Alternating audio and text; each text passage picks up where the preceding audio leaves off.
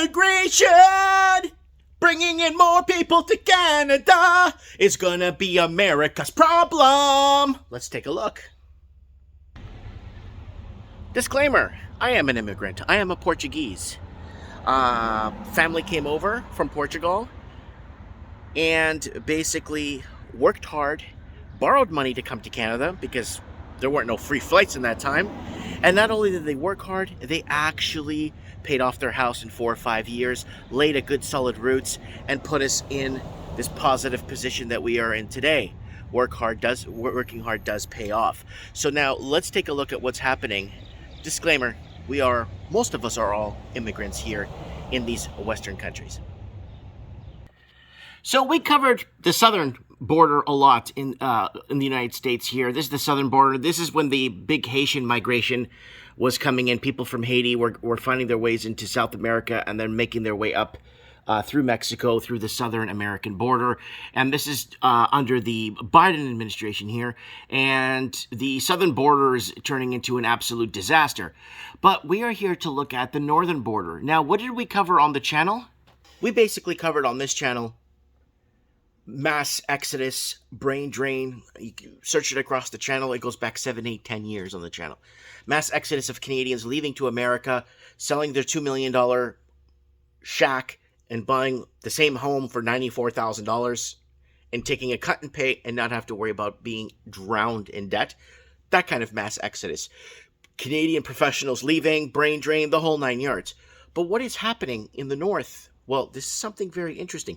Could Canada's immigration, or bringing in all these people, and we're not talking about investors. We're not talking about people laundering money in from Hong Kong, laundering money from mainland China. We're not talking about those people. We're talking about the people that come in that need to build up their skill sets, or some of them that need to maybe get revisit a bit of education to kind of put themselves in a direction where they want to be once they arrive to a newly formed. Like when my dad arrived from Portugal, he just went to work wherever he could find work. And he was working in a nursery in Oakville, Ontario, planting trees and stuff and moving things around. I think it was at 28 cents an hour or something.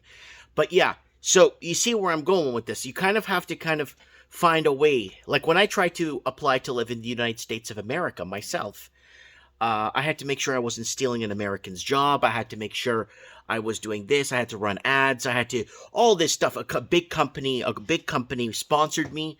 I was supposed to manage 2 major production facilities down in Florida. Everything was set. I paid thousands of dollars in paperwork till I went to the final interview, and they told me that they weren't taking in my kind to apply in 5 years.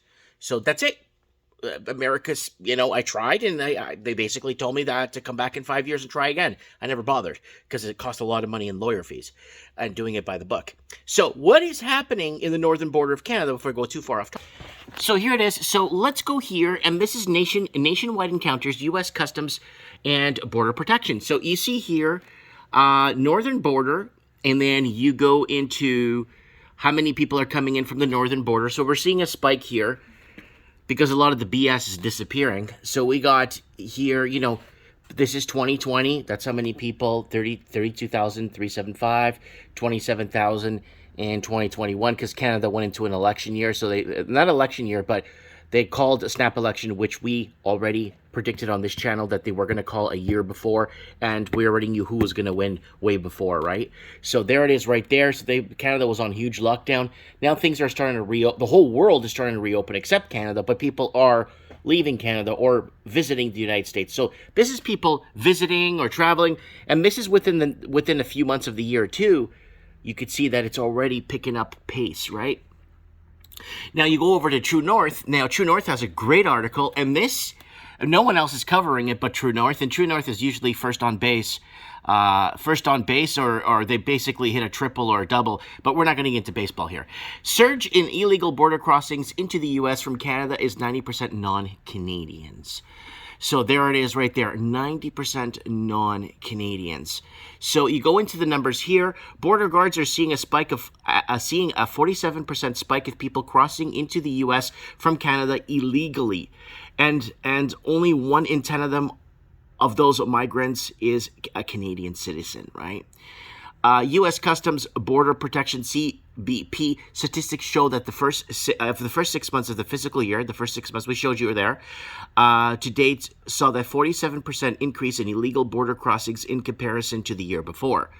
Between October 2021 and March 2022, CBP officers encountered 625 people attempting to leave Canada illegally. Only 63 of these people held Canadian citizenship. So there it is right there. You're starting to see that how many of them are not getting caught and getting through, right? Meanwhile, over the same period the previous year, 426 people illegally crossed the border and were met by border guards. Of those, 84 were Canadian citizens. So you see the great gap. So you could read the whole article here on True North if you guys want to check them out. Please check them out, especially if you're living in the Commonwealth, in Australia, New Zealand, the UK, the blue states of America. You're going to want to follow what these guys are saying, because this is going to affect a lot of what happens in America.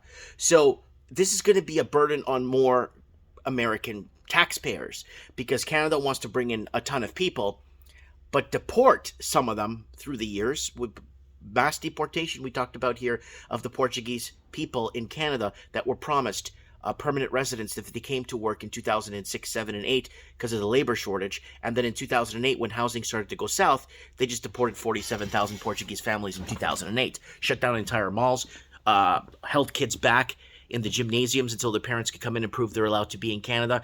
So that's kind of important that we need to discuss that point, because you can't find that anywhere in the news. It's gone.